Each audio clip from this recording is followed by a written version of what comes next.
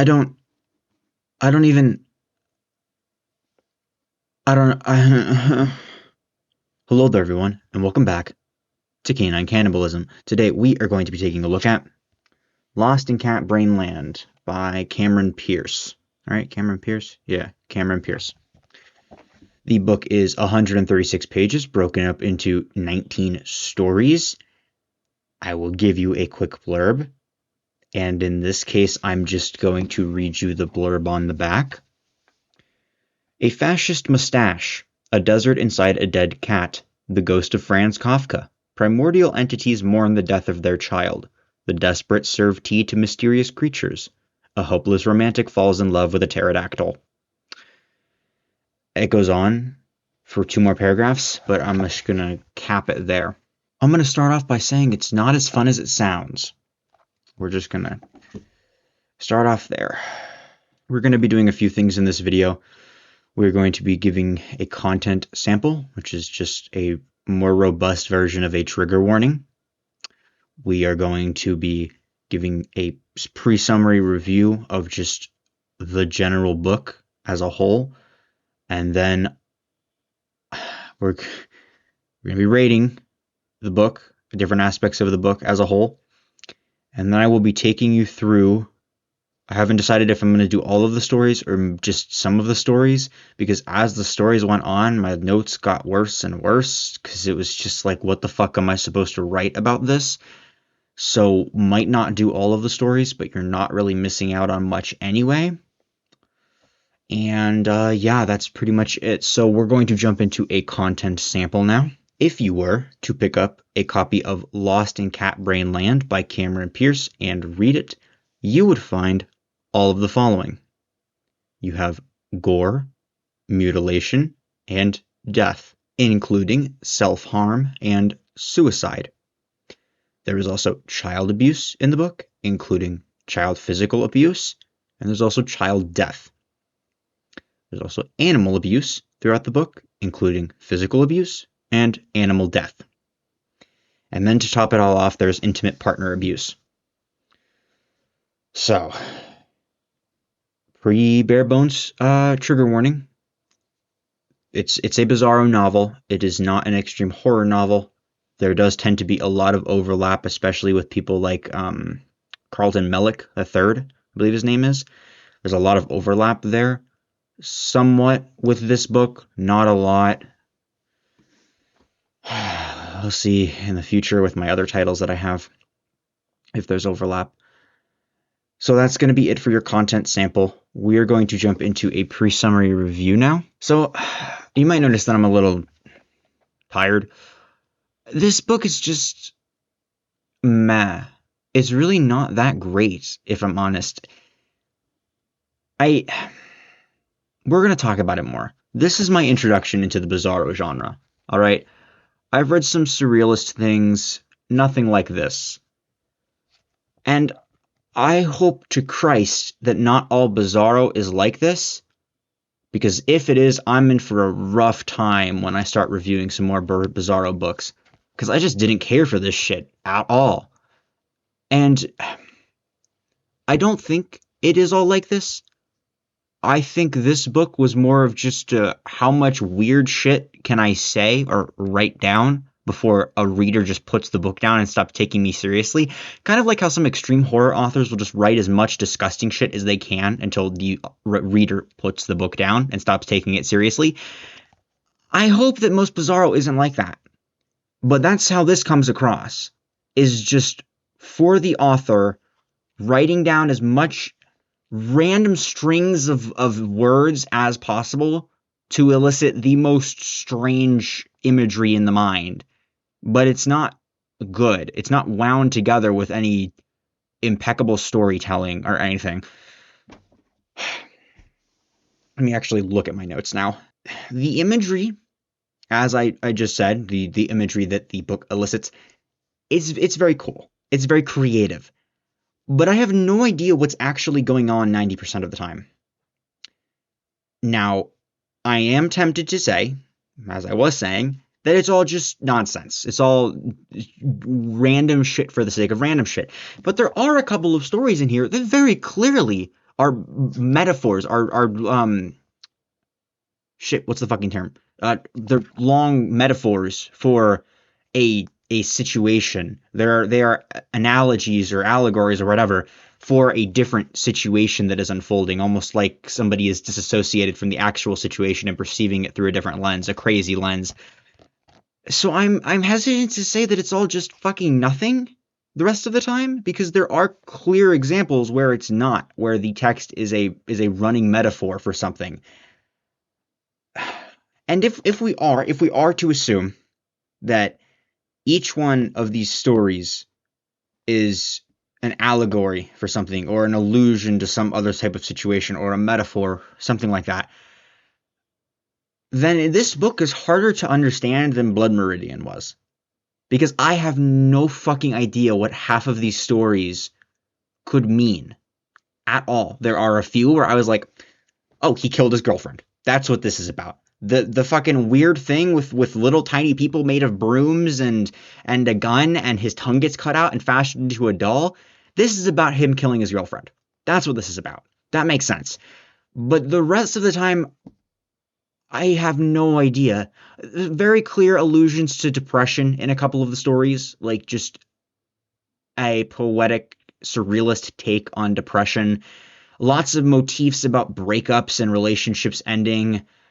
But overall, I really don't know what the fuck is going on. And I don't know that I'm supposed to. And that's kind of where I'm torn, if I'm honest. Is because half of the time it's kind of clear that this is supposed to be a metaphor for something else, an allegory to a story, that kind of thing. And then the other half of the time it's just fucking random nonsense. And I don't think it mixes well as a collection of short stories. Let me continue.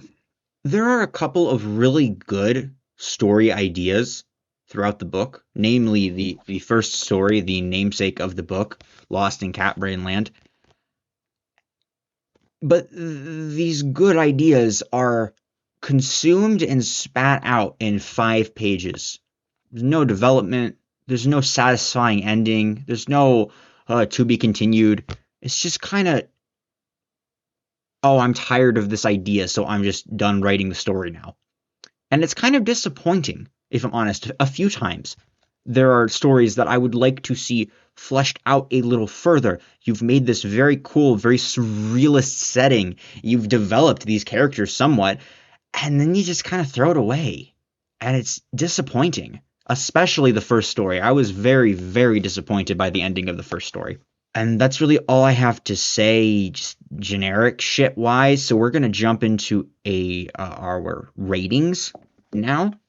If you are unfamiliar with my ratings, I take a series of aspects of a given book and rate them on a scale from 0 to 10. These first numbers are rated on a scale from 0 to 10, where 5 is completely mid, completely mediocre, not good, not bad. 0 is terrible, 10 is amazing. For Lost in Cat Brainland by Cameron Pierce, your plot and plot direction is going to be a 5 out of 10. Some of the plots were very cool. Some of the plots were just random nonsense. Kind of all evened out to be just nothing. Just kind of nothing. Wasn't good. Wasn't bad. If I was writing a lot of these stories individually, the numbers would be fucking all over the place. It would be a scatter plot to rival the gods.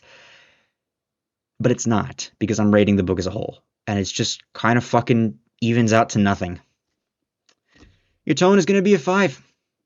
I didn't notice tone at all. Nothing took me out of it. There was no tonal whiplash. And there wasn't anything incredible. The book had a tone in its stories, as all books tend to have. And it was fucking nothing. It was nothing. Characters and character development is going to be a 1. This tends to be an issue when you... Well, I think I've said this before, and then immediately corrected myself, which I'm going to do now. You don't need that many pages to develop a decent character. I have read very, very short stories that manage to develop a decent character.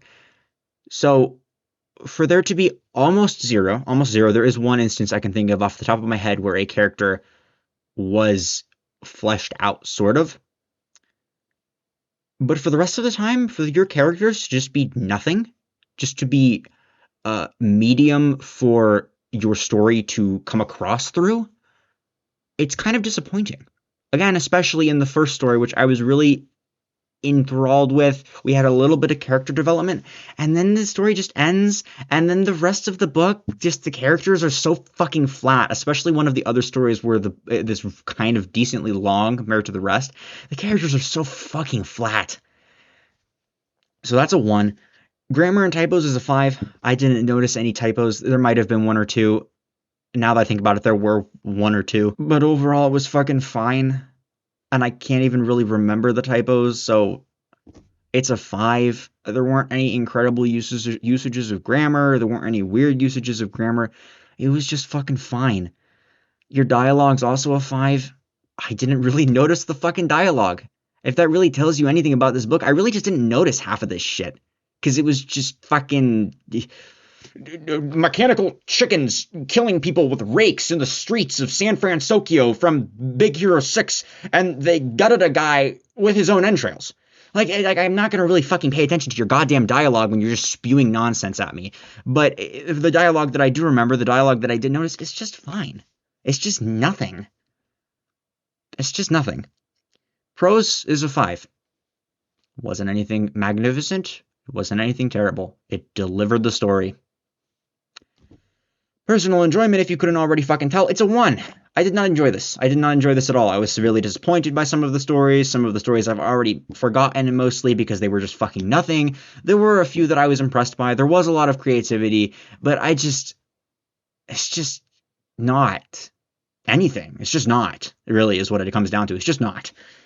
These next 2 ratings are your disturbing factor and your gross out factor on a scale from 0 to 10, where 0 is not disturbing, not gross at all. 10 is the most disturbing, the most gross that you can imagine.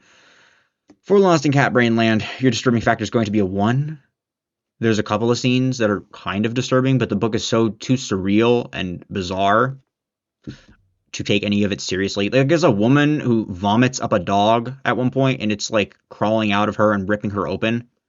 Like, that's kind of fucked, but also the story is about talking chickens running a fascist empire. So I don't really give a fuck. The gross out factor is a 0. There's like literally nothing gross in this book at all, which is kind of to be expected given the material that we're working with here. And I always say there's nothing wrong with a book not being gross or not being disturbing, or being gross and being disturbing. Nothing that doesn't necessarily correlate to anything. That's more just a checking the pulse kind of thing. That's your ratings. We're going to go through these fucking stories now. Some of them I might give up halfway. I have a really hard time caring about most of this. Massive spoiler warning, by the way. I'm going to spoil to you some of the major plot points of the book. That's another thing I actually need to complain about real quick, is this fucking blurb. Like, why would you even bother writing the book if you're just going to tell me everything that fucking happens in the blurb? Like, all of the shock value of, whoa, that's such a zany combination of words, kind of just loses its fucking shimmer when you explain it all in the blurb. Anyway, heavy spoiler warning. Our first story is called Cat Brain Land. It's about a guy whose cat dies, and then he turns his cat over and finds that the cat is full of cat brains, and then the cat brains put out cat tentacles and pull him into his dead cat, and then he lands in his dead cat, and it's a desert made of brain. And then his ex-girlfriend arrives and also falls into the cat brain desert, and she's ripped in half, and then they go off to find his cat. It was horrifically short and unsatisfying. That's the one, really the main one I was talking about that. It's very, very creative. Could have absolutely fleshed that out and been really interesting with all of the bizarre shit and the surrealist shit. Super cool. And then it just ended. Okay. The next story is called Holiday Sings the Egg Dilemma. There's a bunch of chickens running a fascist empire, and our main character gets brought up on a stage to eat the last egg, and then he's gonna be shot, and then he pulls his face apart like an egg, and then he's back in the room that he started in, but everything's inversed. And there's a reference to the fact that maybe he's schizophrenic at one point, which would make sense. but it's just a lot of word vomit. Like, this is a very good example of let me just throw words in a random order and see what the fuck happens. So, yeah. The next story is called Visitor Ganesh, and it's about a guy and his robot wife being visited by the guy's once upon a time friend, but he's been taken over by the elephant god Ganesh, and Ganesh shows himself and then leaves and then starts harassing the man and his wife. Like, him and I'm assuming the other gods start harassing the man and his wife. And the characters are so fucking flat for the amount of time that we spend with them. It's mind-boggling, actually. The style in this one is very fast-paced and disassociated, and I think that tone, assuming it was intentional, works very well for the story, but it leaves a lot of things like characters feeling kind of half-baked, and I personally really just didn't like it. Maybe it works a lot better for some people, but it did not work for me. This next one is called Death of a Dog Eater. It's about a guy who shows up to an Alcoholics Anonymous and he admits that he eats dogs, and then they try to attack him and he leaves. And for some reason, the person running the AA meeting is also a robot. Like, that's not explained at all. That's just more weird shit for the sake of it. And then he leaves and he dies and he goes up to heaven and marries a poodle. So, this is where I kind of began sensing a pattern of just throwing as much garbage at the fucking page to see what would stick. And it just kind of continues from here. This is actually good story. It's called The Depressed Man, and it's a very surrealist, like poetic take on depression. This strange style, dissociated style that's pervasive throughout a lot of these stories. It works here. It works actually decently well to the story's benefit, to telling this story about a man who is dissociated, who is depressed, who doesn't want to do anything. I think he ends up sleeping at a bus stop for like months on end. Again, very surrealist, very bizarre, but I think it really does work in this instance. And this is a proof of concept showing that it can work. This and the first story really show that this concept of writing a story that is very surrealist and very bizarre, but still somewhat grounded, it can work very, very well. But then you have things like the fucking egg dilemma story where it's just nothing. It's just word vomit for the sake of it, it seems. This is kind of where my notes stopped being notes because I just had nothing further to say. This next story is called A Scorpion Town in California, and it's about a jacket who rides a guy into a town in California where scorpions live. But the jacket doesn't see any scorpions, and it goes into a bar with a bunch of other living, like clothes and furniture and stuff, and there's a guy behind the counter, and the skeleton of the guy jumps out of his mouth and grabs the jacket and runs away with it, I think. And I just, like, what am I to say? What am I to say? Like, that's an interesting concept, and if you had maybe fleshed it out a bit more, maybe I would be a little more forgiving of the fact that it's just nothing. Oh, we're gonna mention that there's towns in California where people don't go because they're scorpions. The town is full of scorpions that live there. But we're just not even going to mention scorpions for the rest of the piece, and it's only 2 chapters long, or 2 pages long.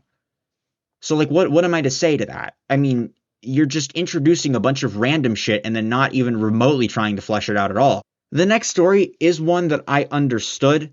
It's called Broom People, and there's a guy in his room, and a little, like, thing made of a little woman made of sticks and broom, like, brush bristles and stuff, comes up to him and like tries to help him, and it's very clear that she's like an illusion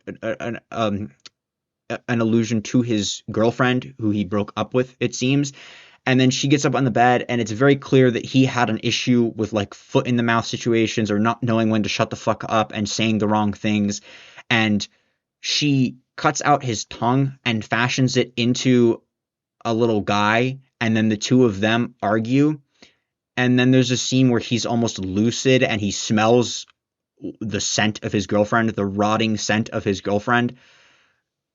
And then the tongue and the broom lady argue, and then he shoots the tongue and it's pretty clear that he's killing himself is what is actually happening. So like that's very interesting. That's a very interesting story. I like taking, and maybe I'm completely wrong. Maybe that was not the intent at all. Maybe I'm just reading too far into it because my mind was rotting from reading all of this shit. But assuming that is the case, taking a very clear-cut story and then hiding it under the guise of something surrealist and bizarre, I think can be done very, very well. Look at fucking Kafka, for example, who did things like that. Um, I don't remember what the story. Metamorphosis is like it's like an allusion to a whole bunch of different shit, but it's a guy turning into a bug. So as far as I understand it, I haven't read that, and it probably won't ever. So that can work, and I think it works very well here. We actually get some character development, and it's very nice. It's very nice overall. It's very weird, very bizarre, very gory at times. I mean, his tongue is ripped out of his mouth, but I think it's done very well. I don't even. This one's called Personal Saviors. What the fuck was this one? This one's about a guy who like worships some chemists in the sky, and they promise to like take him up with them because they had turned everyone else on the planet into zombie abomination centipeople things. He calls them centipeople because they're like centipedes but people. And then they kill him, I think, or they torture him or use him as for a ritual or something. There's a fucking story called Embryo Tree for Android, and this is one that had cool imagery. I believe this is the one with the fucking weird primordial entities that exist, and then they have a child, and the child dies, and then they dream up humanity, and then humanity disregards them or something. I don't know. The imagery was really cool though. I enjoyed the imagery. Fucking the next one is actually kind of cool. It's called the Dead Monkey Exhibit, and there's monkeys, or no, there's plants that come out of a monkey, and then they harvest the limbs from the other monkeys in the exhibit and lure in lions, and then they eat the lions after the lions eat the monkeys, and then I think the zookeeper kills the plants, and then and yeah, he kills all the plants. He kills all the monkeys that are still alive, by the way, with their limbs having been torn off. And then he changes the name of the exhibit to the Dead Monkey Exhibit, and then it's like cyclical, so all of the monkeys come back to life, and one of them gives birth to the plants, which tears off the fucking limbs, which and then he has to buy more lions, and then the lions get eaten again, and it's all just a cycle. And I thought the imagery in that one was pretty fucking cool, and I generally thought the story was very creative. And then there's a story called I Am Meat, I Am in Daycare, about a steak that goes to daycare. But then there's a whole weird thing that the woman running the daycare's husband makes a family by the meat turns the children into meat creations, and the lady running the daycare's husband's coworker is the guy who dropped the meat off, and the husband and the coworker want them to all be a happy family with all of these children, and so they are. And then there's Crazy Love, which is a guy who goes to buses and has sex with the people, and then at the end the bus crashes, and the driver of the bus, who's a pterodactyl, picks him up and carries him away. That's gonna be it for this video. If you like this, please like, comment, and subscribe. Uh, if you have any thoughts on this book, tell me. Obviously, please go read the book. I will leave a link in the description to where you can buy the book. As always, always good to form your own opinions, especially in a case such as this. My opinions are my opinions and my opinions alone. Go form your own opinions. And yeah, that's it. See ya.